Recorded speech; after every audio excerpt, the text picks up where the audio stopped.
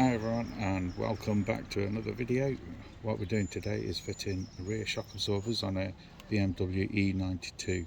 So we've got most of the parts, but there are a couple of parts that are on order at BMW which I will fit later on. That'll be in another video. So we've removed majority of it. There's loads of videos out there that show you how to remove the interior, but I've left one side in just in case. But the reason why we need to be doing these shock absorbers, if you have a look in that corner, and what is wrong with that. To remove the back panel, there were two screws, Phillips, and there was some plugs here. So we removed that. So I've left one panel just in if you want to see me removing this, but it's nothing special. Like I said, there's plenty of videos out there that show you how to remove all the panels. All panels will be different on different types of series of cars. So in order to remove that, there's a bolt in there which is a T40. So we're just going to remove that.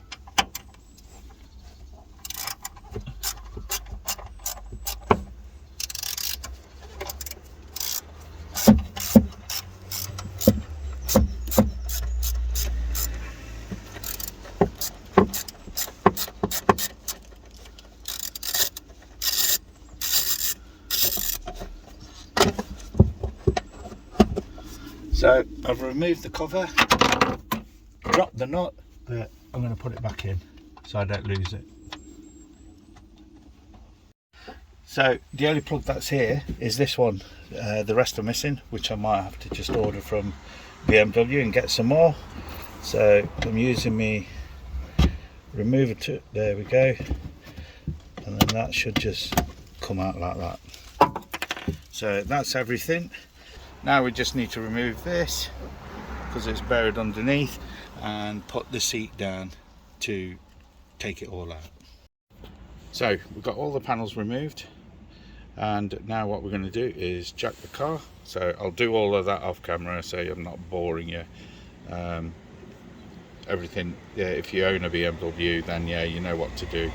So let's get cracking.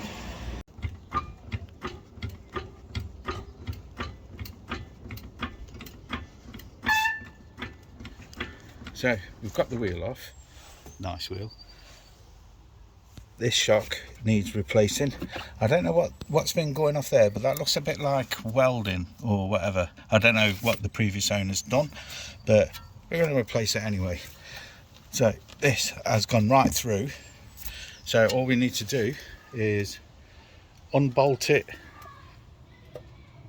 down here, bolt here, which we need to undo, and then the one on the top. So what I'm going to do is put a jack underneath here just to support that while I take all of this off. So we've got that supported with another jack, and now what I'm going to do is go on the inside, undo the bolt inside, and then undo the bolt on the outside. You need a 6mm on the top there just to counter hold it, and then you need a 16mm spanner for this nut here. So I'll get that sorted and then we'll crack on. So counter,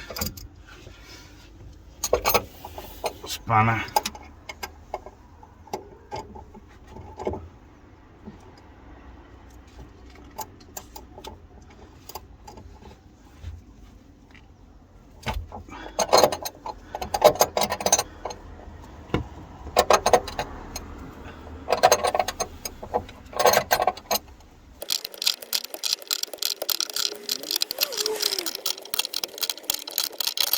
you gotta remember that was easy to undo because the torque setting for these are about 27 Newton meters to 30 Newton meters.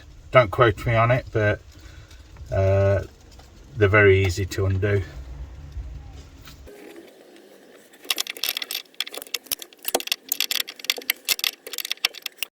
So now what I'm going to do is remove the bottom nut that's supporting the shock absorber. So what I'm doing now is removing that nut, 17mm, and then counter holding it up here with a 15mm spanner. So let's crack it. Oh yeah. No, that's not to its torque. Oh, right, let's use the power bar. So what I did was crack it off with the power bar, put the socket back on the ratchet, and now we should be able to undo it.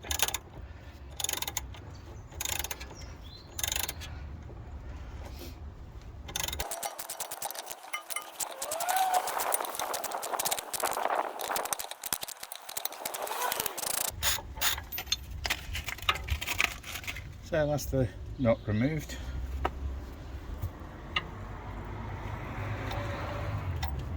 Just give that a wiggle.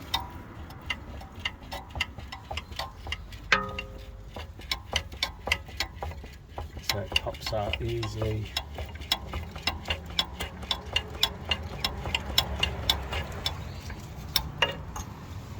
So what I'm going to do now is use this pry bar just to take it from underneath. There we go. If you heard that pop, that's released that. There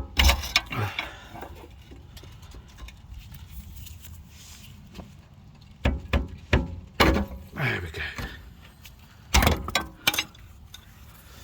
So we'll just let this lower a bit and then we'll pop that out.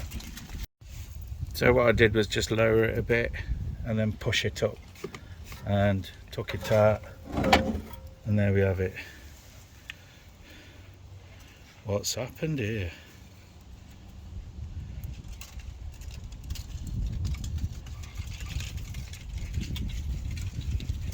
So that's what snapped. So where's the other plate that goes on?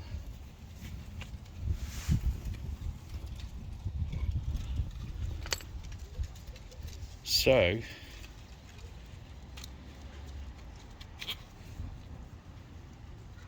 that's broke.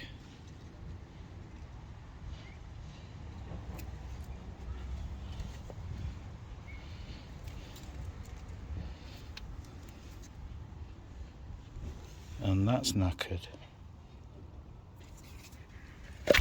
Oh.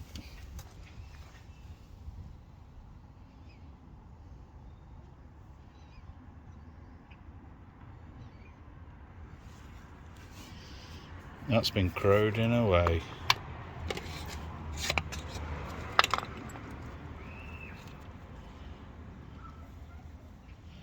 Let's test the shock.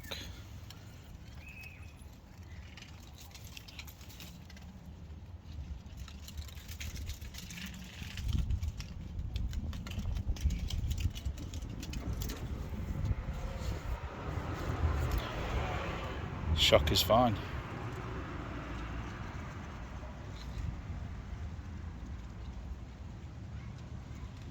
But it's always a good idea to remove it. So now we've come to a dilemma where that's knackered.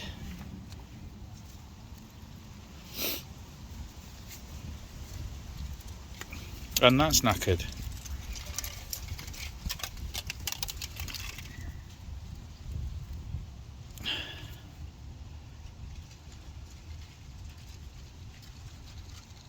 And we can't proceed.